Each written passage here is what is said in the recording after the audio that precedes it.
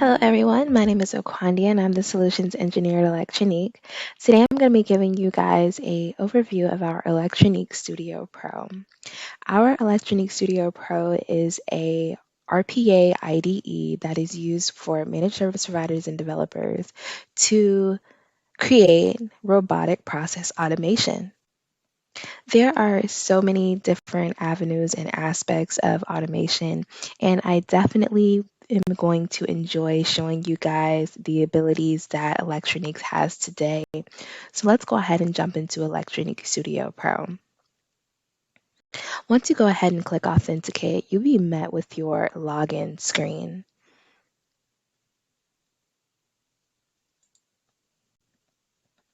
Your login screen will give you the ability to go in and enter either your credentials or log in via Google Single Sign-On.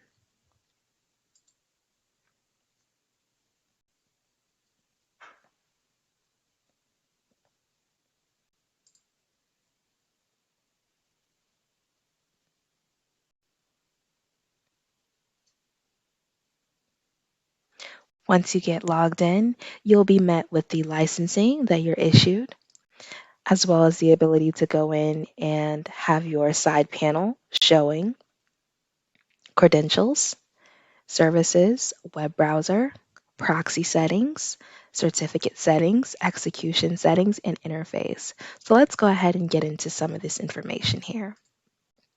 In credentials, this is where you would go in and find the ability to enter any credentials that you would be using to log in. To go in and manage any of those credentials, you can go ahead and click Edit, or you'll be able to delete from here.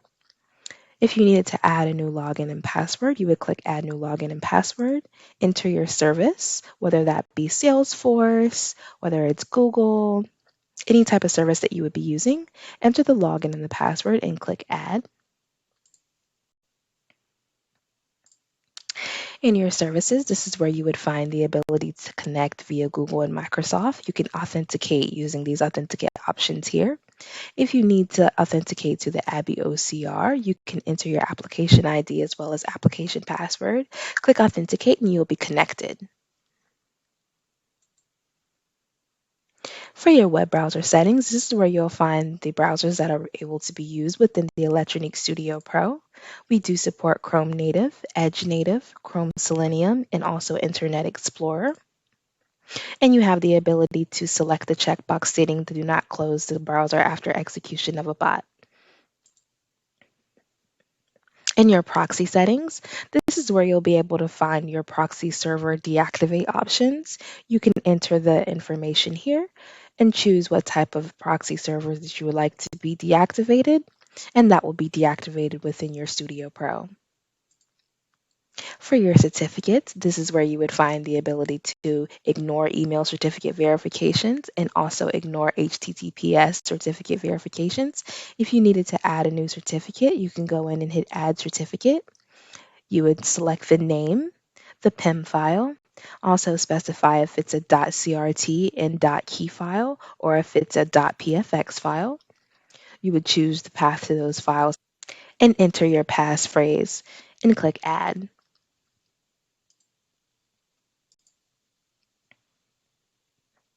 For executions, this is where you'll find your auto logging settings, your status window settings, and your debugging settings. In auto logging settings, you'll have the ability to automatically create logs for each run. In your status window settings, this is where you'll be able to see your status window. An example of your status window would be in the right-hand corner. This is where you would find the status window. In that status window, the name of the workflow will be shown here. The time that it is running will show. You'll also have the ability to see if the mouse and keyboard are currently locked or unlocked. You'll have the ability to stop the bot, as well as it will inform you about what specific action that it is currently on.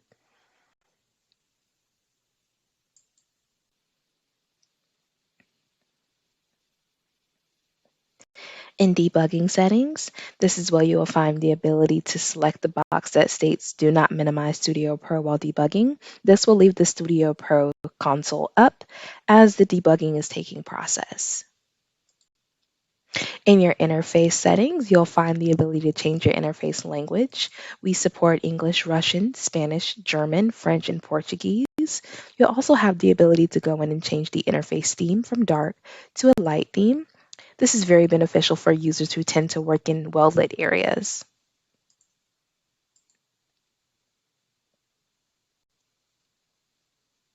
Let's go ahead and get into the canvas here. Once you go ahead and get into the canvas, you'll be met with our IDE. On the left-hand side, this is where you would find the activities and elements that you are able to use. On the right-hand side, this is where you would find your properties and variables tabs. And this is our canvas here in the middle, where you'll have the ability to start by creating a project, opening a project, or using playground mode. At the very top here, this is where you would find your nav bar. For your file options, your edit options, your run options, your debug options, your tool settings, your regular settings, your account settings, and your help. Up here at this crossbar,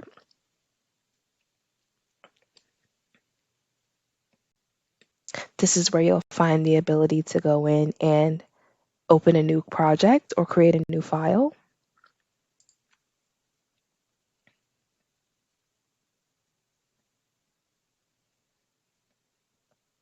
Here you'll have the ability to create a new file, open a current file, save as, or to upload the spot to the orchestrator.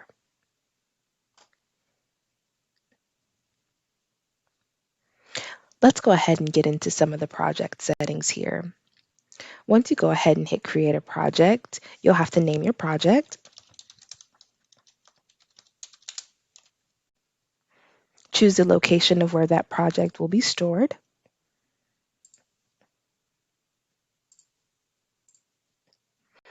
And also choose your main file name. For the purposes of this video, I'm going to leave it as main.neek.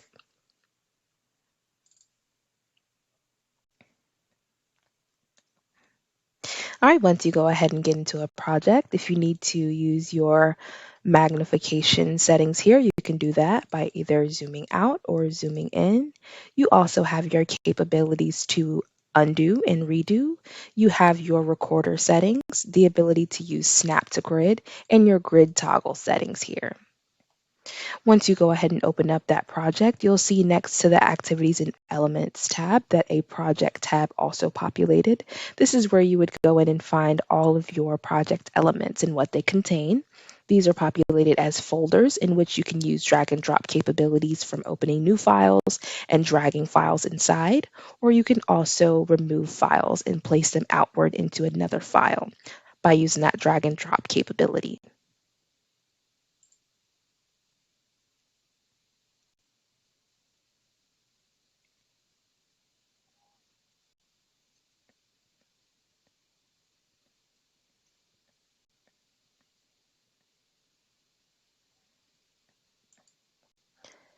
If you would like to use Playground mode creates a single Neeks file, which can also be placed inside of a project. Once you hit Playground mode, it will open up and say your new file name that you're able to insert within that project. If you would like to create freely without interrupting your current project that you are working on, you can hit File, Close Project,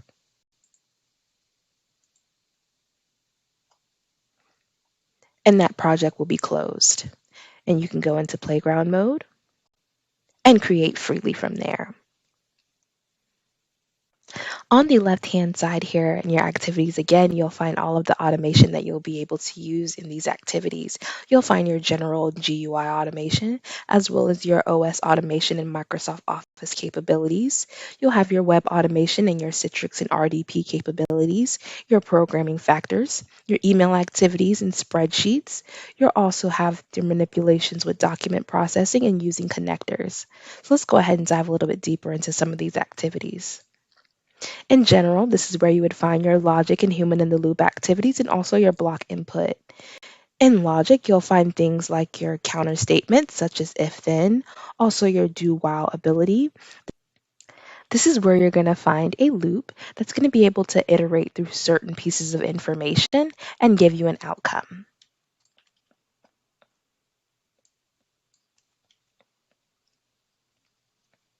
You'll also have the ability to assign values to variable and also set up any delays inside of a workflow that you may need to. That's very good to be used if you would like to have certain pauses to process information or wait for a screen to show or appear. You have your subprograms. In subprograms, this would basically be an activity that's used that's going to contain a whole workflow inside of it. So your whole workflow would be one block, and you're able to run more blocks to this in activities. This is very useful if you like to keep all of your information organized into certain blocks.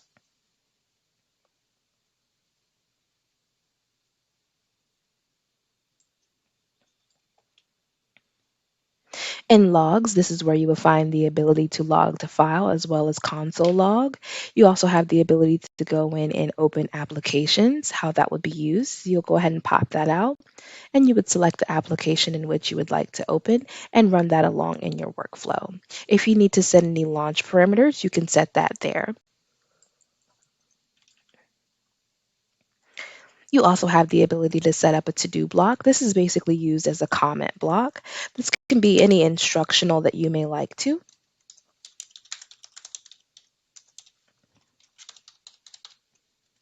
And it will just appear as a common activity.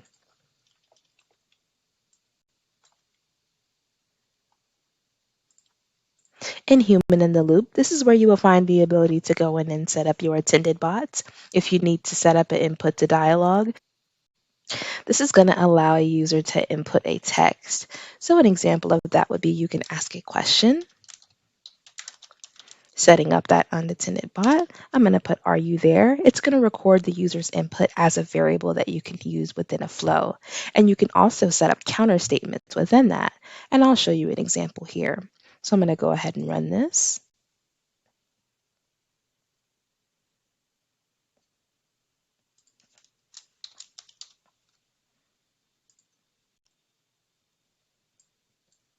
So there it gives you that statement, and you'll find the variables to answer that I input. And you can also create more action with that.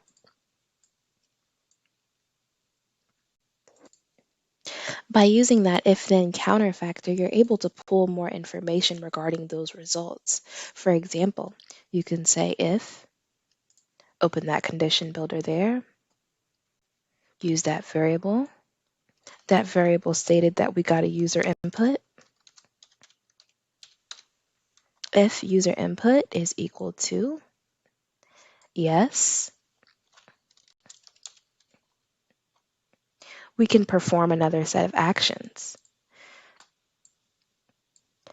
That's a very useful way to go in and set up some attended bot information there.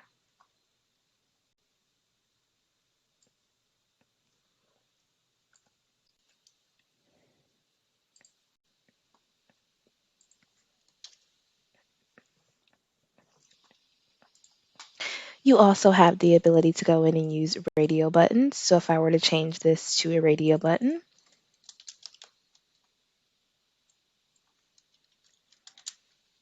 and put yes or no,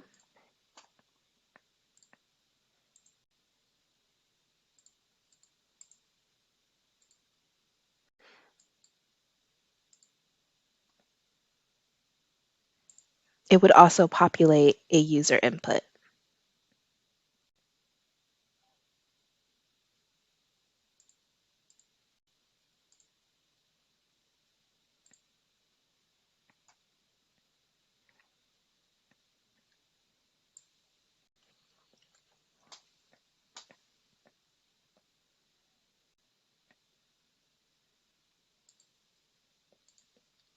You also have the ability to set up user notifications. This will populate a pop-up window to the main screen with a set of information. So for example,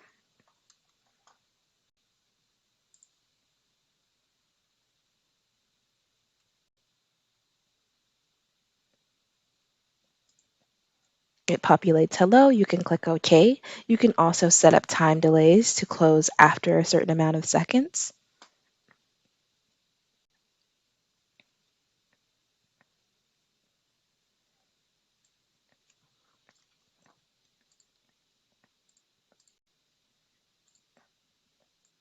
You also have the ability to set up select file or folders. What this does is give you the ability to set up an intended bot that needs to go in and select a folder or a file to perform the next set of actions. You can select multiple files and also set the File Explorer filter by filtering by extension.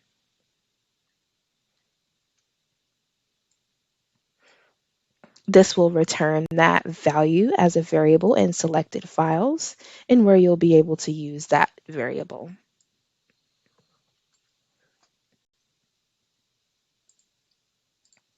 In block input, this is where you'll find the ability to go in and block a user's mouse or keyboard for a certain amount of time while a bot runs on a certain action, or you can unblock.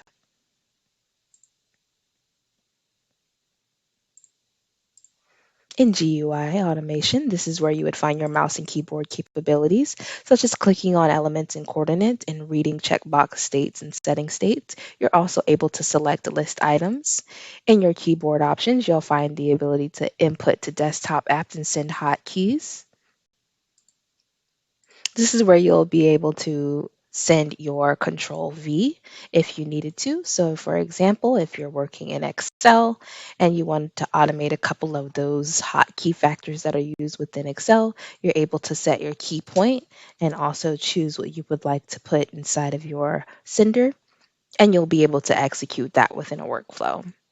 Your UI automation, this is where you'll find the ability to get element property and values. You'll also find the ability to get positions. If you need to set element value, you're also able to do that within this UI automation, as well as going in and finding elements and waiting for elements to appear and disappear. These are very good to be used for screens to constantly occur with pop-ups. In App Window, you'll find the ability to maximize elements and minimize elements, as well as to activate element windows and close windows. For your machine vision, this is where you'll find the ability to click on and find images, as well as take screenshots and wait for images to appear.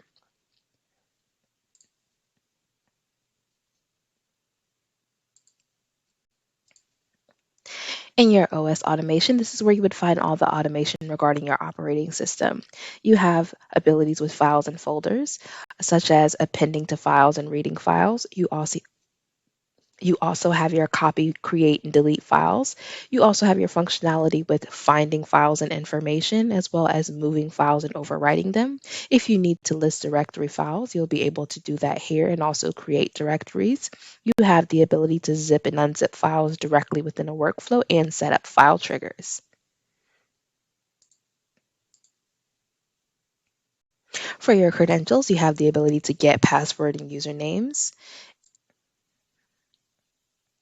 We are encrypted behind 256-bit encryption. Your password is never actually shown within our actual platform.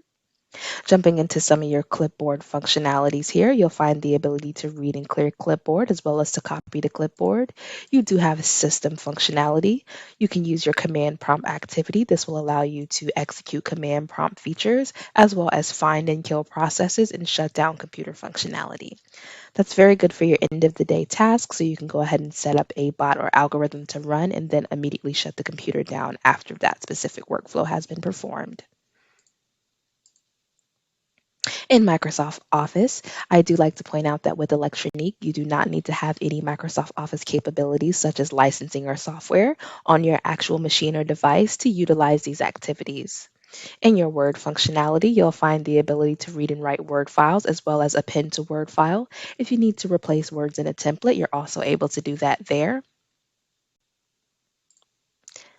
In your Microsoft Excel options, you have the ability to read and write Excel files, as well as to append rows to files. You can also go in and update any cells, columns, or rows. If you need to execute macro, you can also do that directly within the workflow.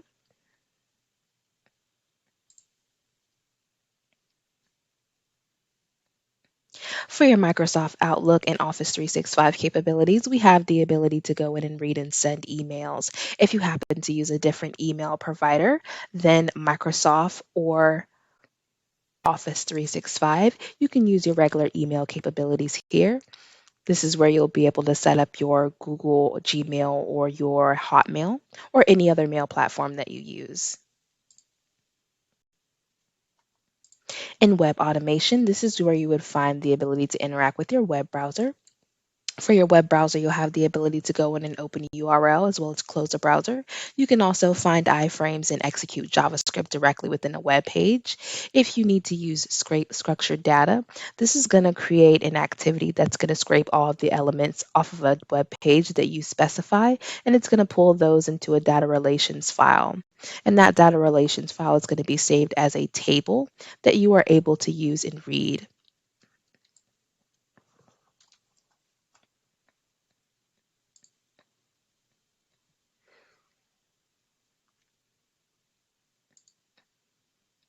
I'll show you an example of the scrape structured data.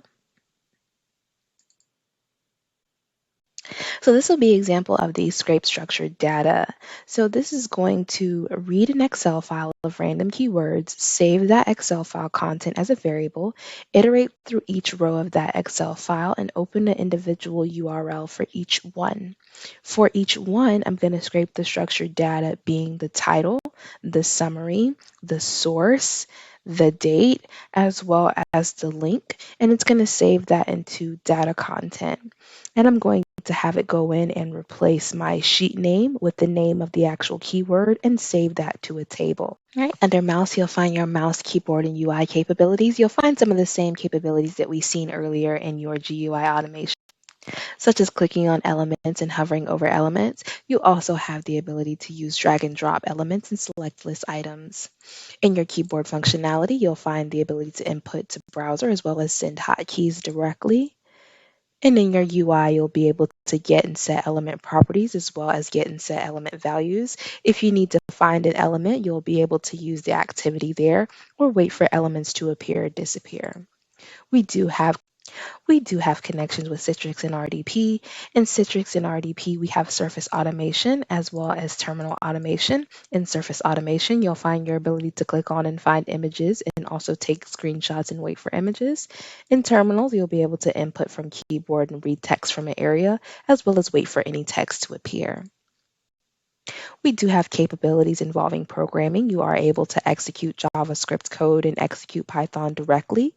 If you need to use string interaction, we have that ability here as well in strings, with the ability and capabilities to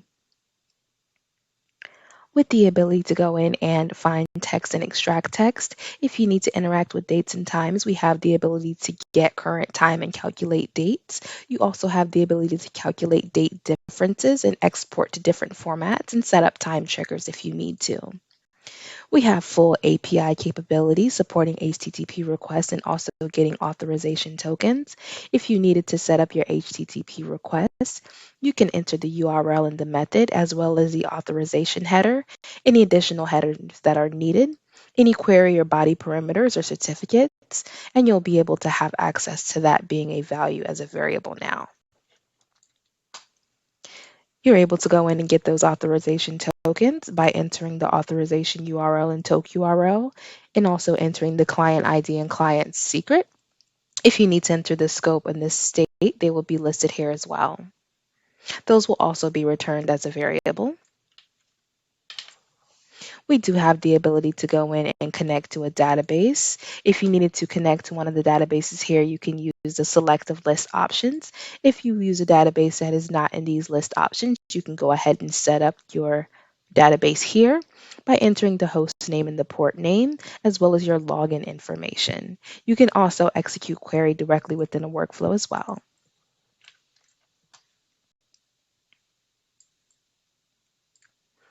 In your email, you have the ability to read and send emails as well as set up any triggers.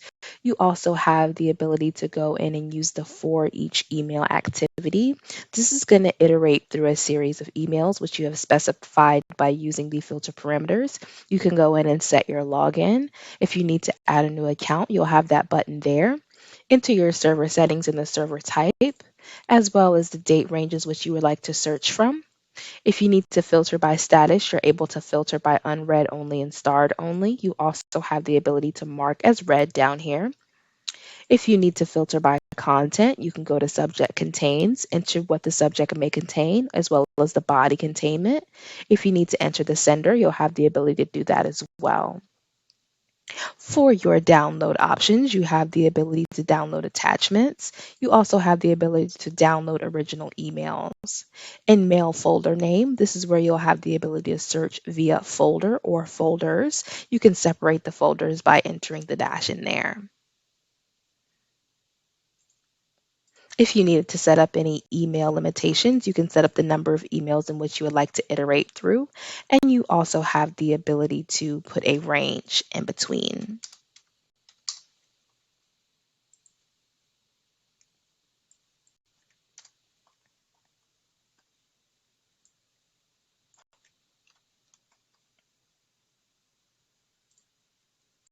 In spreadsheets, you have the ability to interact with tables with reading a table and also for each row. For each row would be similar to for each email. You will be able to iterate through each row of a table and pull specific contents to maneuver or capture specific information.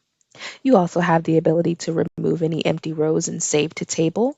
For your Google Sheets, you're able to get values and update values as well as to append values. In your document processing, this is where you would find your abilities with OCR. We do come complementary with Microsoft Cloud OCR, Google Cloud OCR, and the Yandex Cloud OCR. You're also able to use Abby Cloud OCR that would come with a third-party authorization, but you can still utilize Abby Cloud OCR within the ElectroNeek platform. You also have the ability to go in and use recognition template. This will be where you'll be able to specify the specific area in which you are pulling the information contents from. In data extraction, I love to point out that Clippa OCR and NanoNets OCR have the ability to utilize artificial intelligence and machine learning capabilities. We also have Amazon TextTrack and Capture Fast OCR. For your PDF capabilities, we have the ability to read text and convert to an image. You also have the ability to extract page range and get the PDF page count. You can also combine multiple files to a PDF as well. For your connectors at this time, we have connectors with Google Drive. You have the ability to download a file, upload a file, and create a directory.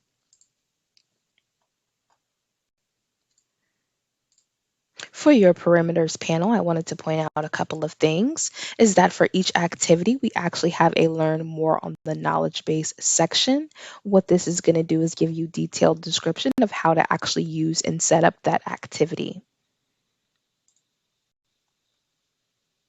If you need to add an activity to the favorites, you'll be able to do that as well. In our Help Center here, you'll be able to find Help Center as well as check for any available updates that ElectroNeek Studio Pro may have. You can also contact support. Here you'll be able to go in and write a message to what's going on to support, include your sessions log, and also include the actual workflow that you are working on. You can submit that and it will be sent to the IT team, and you can expect a response soon.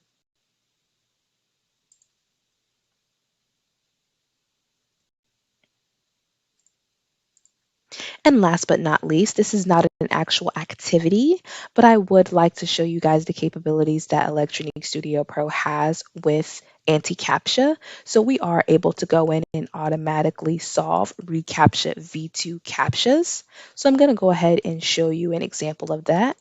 I'm going to open up Anti-Captcha here. Here is my bot that's going to open up to my CAPTCHA page. It's going to go ahead and solve that CAPTCHA. After it's been solved, it's going to delay 4 seconds and then click submit.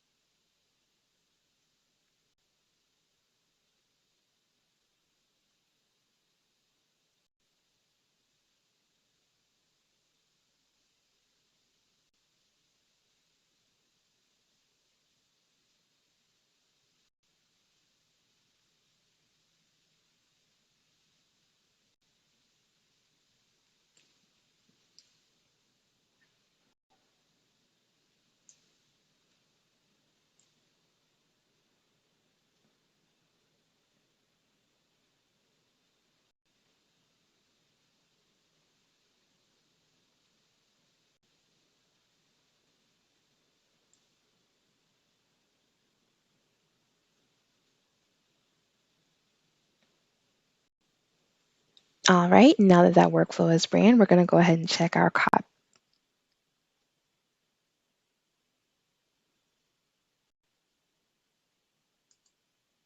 Awesome. Now that our workflow has ran, we're going to go ahead and check on that anti-captcha.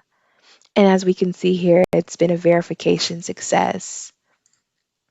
So I thank you guys so much for tuning in to our ElectroNeek Studio Pro overview. I can't wait to see what you guys start to animate using ElectroNeek Studio Pro. Happy automation. Thank you.